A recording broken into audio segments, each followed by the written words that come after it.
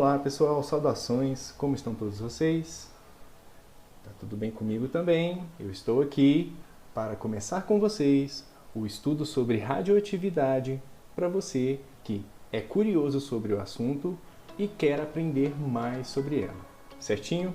Nós vamos começar com um raciocínio muito básico e evoluindo a cada novo vídeo e a cada novo estudo para raciocínios mais elaborados, a fim de que você entenda o conteúdo da radioatividade, como esse fenômeno acontece e como elementos se transformam em outros elementos através da emissão de radiação. Vamos lá? Pois bem, então o nosso estudo ele tem esse título, né? O núcleo atômico e a radioatividade, e o subtítulo é Radioatividade para iniciantes. A gente começa discutindo uma grande ideia que está por trás da radioatividade, que é a ideia de que certos elementos irradiam partículas e se transformam em outros elementos, ok? A ideia de que os átomos são indivisíveis mudou em 1896, quando o físico francês Becquerel descobriu que algumas placas fotográficas não usadas tinham sido expostas por partículas provenientes de um pedaço de urânio. Isso daqui é um comentário histórico a respeito da aplicação da radioatividade, ok? Feita por Becquerel nessa época, 1896. Em termos históricos, é importante a gente se situar que antes dessa data, já havia estudos sendo desenvolvidos, estudos significativos a respeito de radioatividade, ok?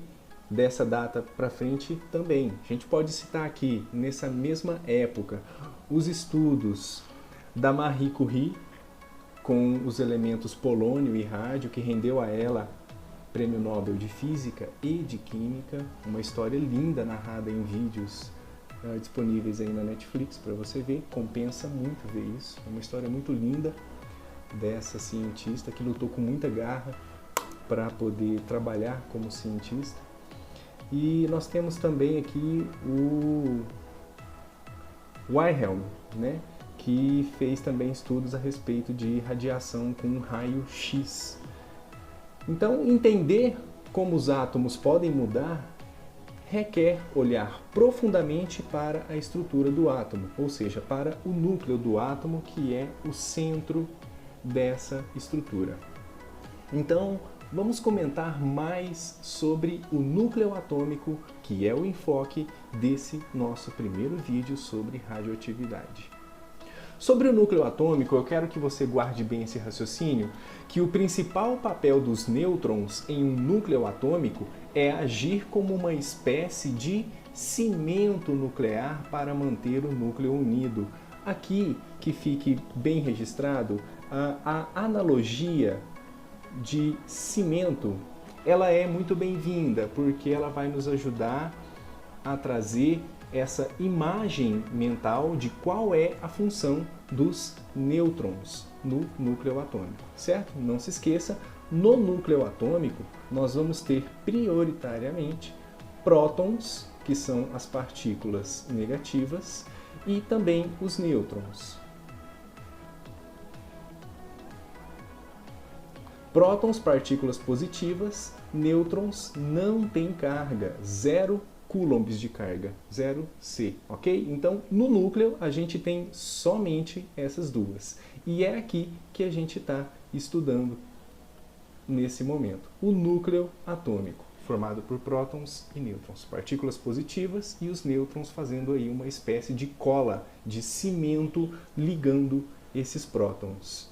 Bom, é importante ressaltar nesse momento também que como nós temos no núcleo atômico prótons unidos, então, como nós temos aqui partículas positivas próximas, cargas de mesmo sinal se repelem. Então, a gente vai ter, ao mesmo tempo em que no núcleo nós temos partículas positivas próximas, nós temos também uma força elétrica de repulsão, ok? Essa força elétrica de repulsão ela vai aparecer no núcleo atômico. Em um primeiro momento em equilíbrio, mas depois essa força elétrica ela vai causar um desequilíbrio importante para a gente poder entender qual é a ideia de radioatividade. Certinho? Então tá bom.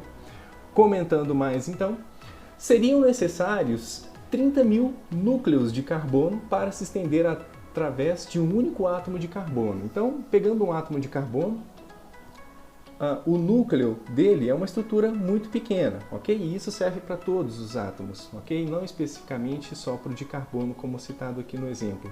Mas o núcleo é uma estrutura tão pequena que seriam necessários 30.000 núcleons para você poder ir de uma borda do átomo até a outra, certo? Então aqui, essa primeira afirmativa, ela dá para a gente uma dimensão do quanto o núcleo atômico ele é pequeno em relação ao átomo como um todo. Continuando, o núcleo é composto de partículas chamadas núcleons, que serão os prótons, conforme eu já comentei no slide anterior, certo? E os nêutrons, que vão fazer esse papel de cimento ou de cola para esses prótons. Continuando, nêutrons e prótons têm quase a mesma massa, com o nêutron sendo ligeiramente de massa maior. Lembre-se, prótons têm cargas positivas, nêutrons têm carga nula. O que eles têm de parecido é a massa. A massa deles são muito parecidas. Mas nesse momento aqui, quantificar qual é essa diferença de massa não faz nenhum sentido. Então, para manter a nossa discussão a nível de física conceitual, eu vou omitir aqui a diferença entre massas, mas é praticamente a mesma coisa. Núcleos têm quase 2.000 vezes a massa de elétrons. Então, esses elétrons, que são as partículas negativas e que estão situadas na parte externa do átomo, que é a eletrosfera, certo? Então, os núcleos têm 2.000 vezes a massa dos elétrons. Então, perceba, além do núcleo ser uma estrutura muito pequena, como a gente já disse nessa assertiva, eles são uma estrutura que tem quase que a totalidade da massa do átomo. A massa de um átomo é praticamente igual à massa do núcleo sozinho. Então, interessante isso, certo? Feito essas constatações aqui a respeito do núcleo atômico, a gente continua com mais afirmações. Os prótons carregados positivamente no núcleo mantêm os elétrons carregados negativamente em suas órbitas. Então, aqui uma relação importante de equilíbrio. No núcleo atômico carregado positivamente, vai manter um equilíbrio elétrico com esses elétrons que precisam estar orbitando lá na eletrosfera, certo? Elétrons são atraídos para o núcleo positivo, o núcleo positivo são atraídos para a eletrosfera, certo? Então existe aí uma questão muito importante de equilíbrio entre núcleo e eletrosfera, pois essas duas regiões têm cargas opostas. Continuando.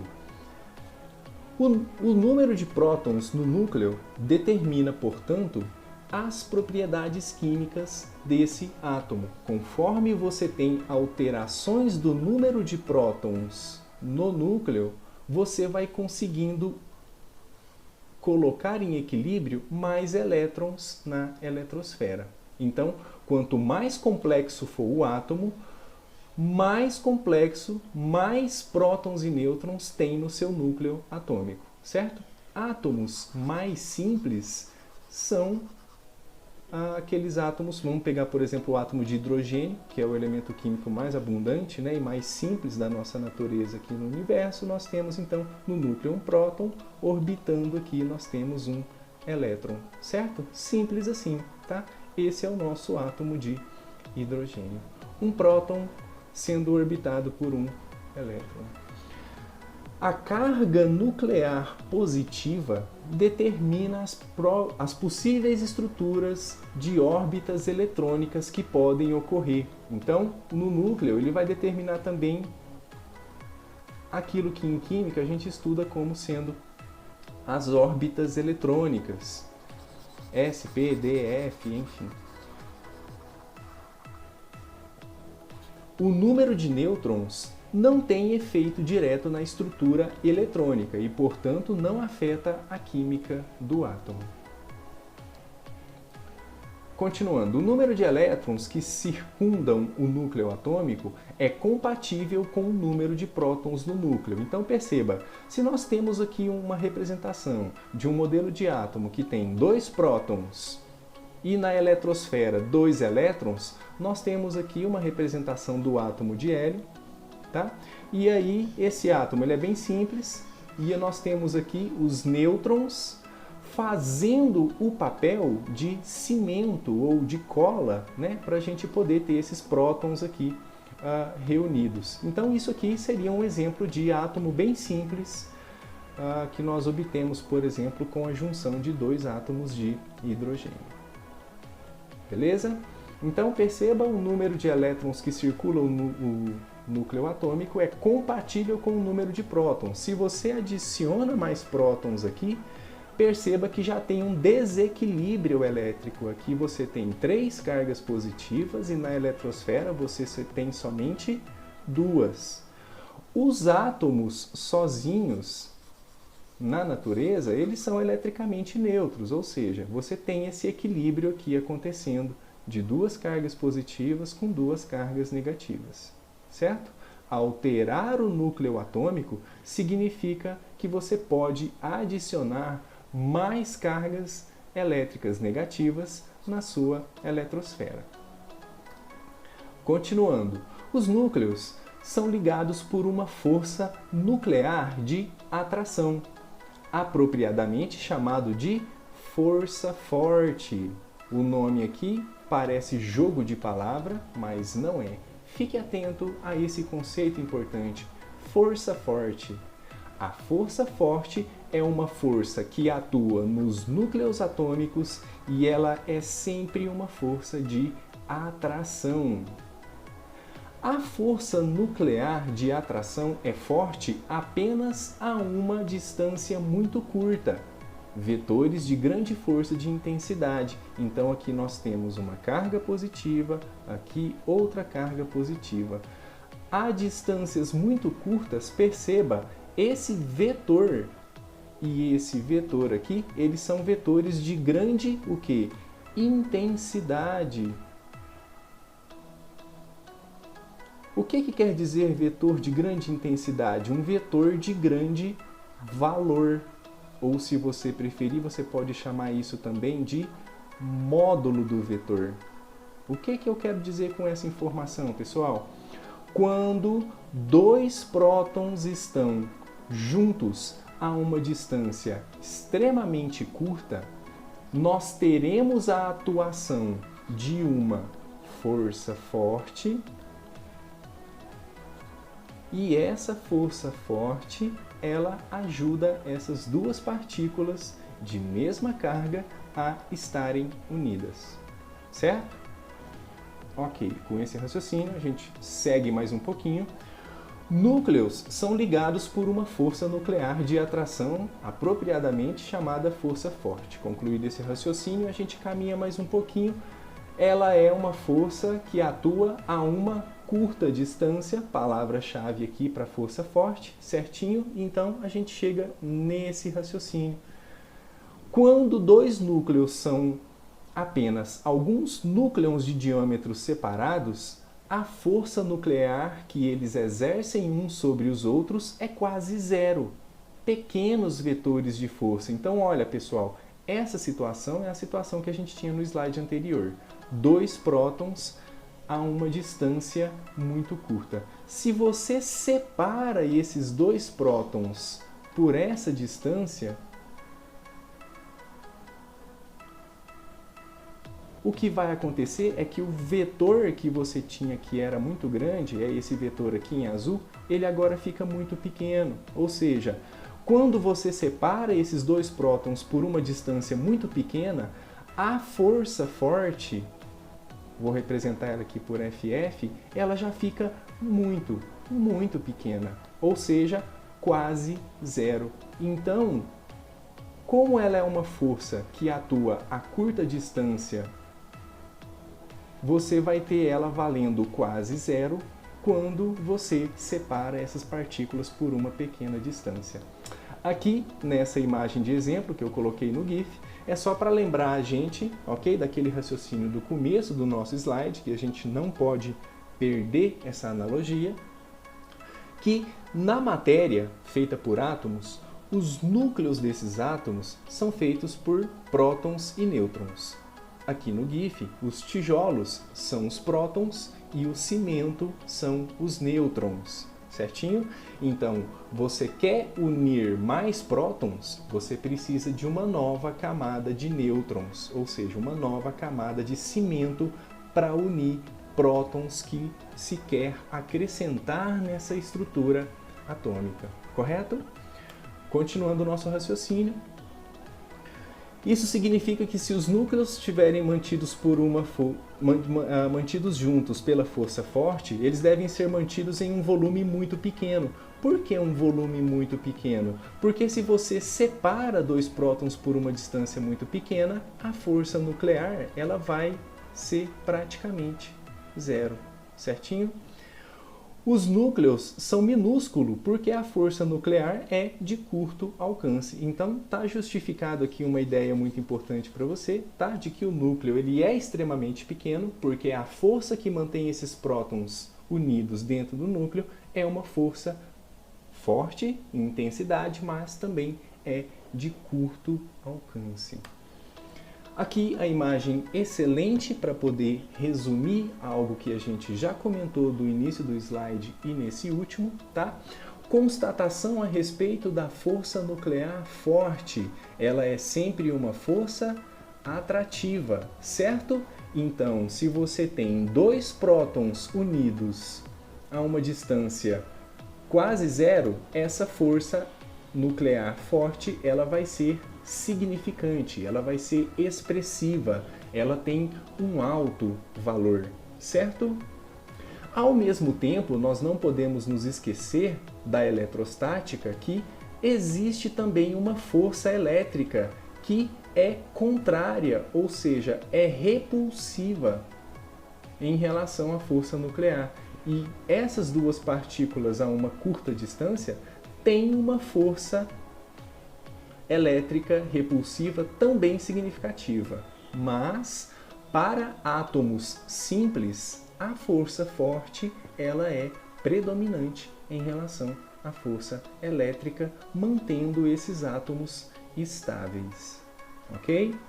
Então aqui a gente tem para, por exemplo, um átomo de hélio, certinho, que é um átomo bem simples, você pode ter aqui dois prótons unidos sem nenhum tipo de instabilidade, porque a força nuclear ela é maior do que a força elétrica de repulsão entre essas partículas no núcleo atômico, certinho? Agora vamos aqui para a situação B. Na situação B, agora essas partículas elas estão separadas por uma distância. Vamos chamar essa distância de D, certinho? Separou elas por uma distância ainda que muito pequenininho, o que a força nuclear vai fazer? Vai valer praticamente zero, ok? Se essa força vai valer praticamente zero, a força elétrica vai diminuir menos, certo? Então aqui a gente vai ter uma preponderância, ou seja, uma predominância maior da força elétrica em relação à força nuclear forte. Caminhando na nossa discussão, enquanto isso, a força elétrica age como uma força repulsiva entre os prótons, que não estão em contato direto entre si, como a gente já comentou na imagem anterior. A estabilidade deve-se, então, a uma tensão entre a tendência da força forte de manter o núcleo unido, então não esqueça dessa ideia, a força forte tende a manter o núcleo unido, e a tendência da força elétrica de explodi-lo, né, de separar esses elétrons. Então, a ideia aqui de estabilidade, ela vem acompanhada de um equilíbrio entre duas forças no núcleo atômico. Esse equilíbrio é o equilíbrio entre força forte e força elétrica, certinho? Finalizando aqui esse slide, um núcleo precisa de um certo equilíbrio de nêutrons e prótons para ter estabilidade, porque lembra do nosso GIF? Quanto mais tijolo você quer colocar dentro aqui do núcleo, mais você tem que colocar cimento para manter esses tijolos unidos, certinho? Caminhando. Embora a força nuclear seja forte, ela mal é forte o suficiente para manter um par de núcleos unidos, né? Porque ela só vai ter uma ação a curta distância. Para um par de prótons que se repelem eletricamente, e aqui ele está falando da força elétrica de repulsão, já que um par de prótons são duas cargas positivas juntas, a força nuclear não é suficientemente forte para mantê-los juntos. Então, conforme a estrutura atômica vai ficando mais sofisticada, quanto mais prótons você tem, a força elétrica vai causando aqui um desequilíbrio nessas partículas. Quando os nêutrons estão presentes, a força forte de atração é aumentada em relação à força elétrica repulsiva. Então, os nêutrons, apesar deles não terem cargas elétricas, eles desempenham esse papel de cimento, de cola, ajudando a força forte que atua entre cargas positivas no núcleo atômico a manter uma intensidade necessária para estruturar esse equilíbrio de força no núcleo atômico. A presença de nêutrons aumenta a atração nuclear e impede que prótons saiam voando separados aí, causando uma deterioração do núcleo atômico. Quanto mais prótons houver em um núcleo, mais nêutrons são necessários para mantê-los juntos. Bom, isso faz todo sentido, né? Vamos retomar a nossa imagem. Quero fazer um muro com mais tijolos, eu preciso de mais cimentos. A mesma ideia para o átomo. Quero fazer um átomo mais complexo, com muitos prótons no núcleo, eu preciso de muitos nêutrons para ajudar a deixar o núcleo atômico estável. Para elementos leves, tá? Hidrogênio, hélio e diversos outros, é suficiente ter tantos nêutrons quanto prótons. Então, o equilíbrio é facilmente atingido quando você combina prótons e nêutrons. Se você mantém um equilíbrio entre essas quantidades, ok, você tem um átomo estável. Agora, quando os elementos eles são pesados, são necessários nêutrons extras, porque lembra que a força forte ela é uma força muito delicada. Para elementos que tenham mais de 83 prótons, mesmo a adição de nêutrons extras não pode estabilizar completamente o núcleo. O que nós vamos ter então? Uma força nuclear atrativa age sobre os prótons A e B. Então vamos pegar aqui esse próton e esse próton, 1 e 2, ou se você preferir, A e B.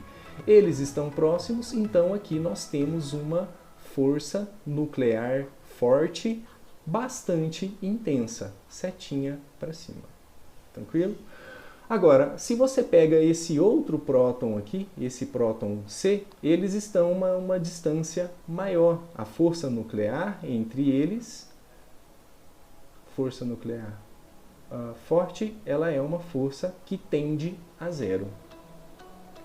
A força elétrica de longo alcance repele os prótons A e C, bem como os prótons A e B. Então perceba, mesmo que você tenha força forte atuando entre esses pares de prótons que estão próximos uns aos outros, a força elétrica ela ainda é significativa quando você tem o afastamento entre essas partículas. Então, já que a força forte ela vai ser praticamente zero entre essas duas partículas, aqui nós vamos ter uma força elétrica que ainda é muito grande e também muito mais atuante e expressivo do que a força forte.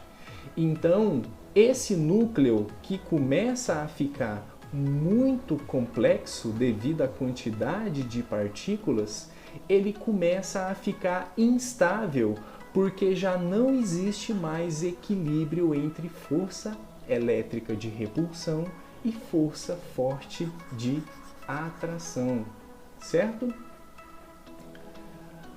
Então, a força elétrica de longo alcance, tá ok? Ela tem esse valor expressivo entre partículas mais distantes, vai acabar promovendo aqui um desequilíbrio nessa estrutura atômica.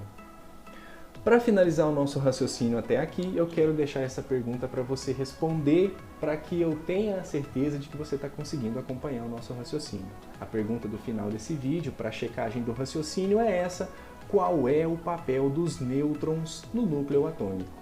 Quero agradecer a sua paciência e a sua disposição de assistir esse vídeo até aqui. A gente vai continuar nossas discussões a respeito de radioatividade no vídeo número 2, ok? Espero contar com a sua atenção também. Muito obrigado pela sua paciência, pela sua audiência. Deixe o seu like ou o seu dislike. A sua participação ela é muito importante nesse vídeo. Até o próximo vídeo. Tchau, tchau.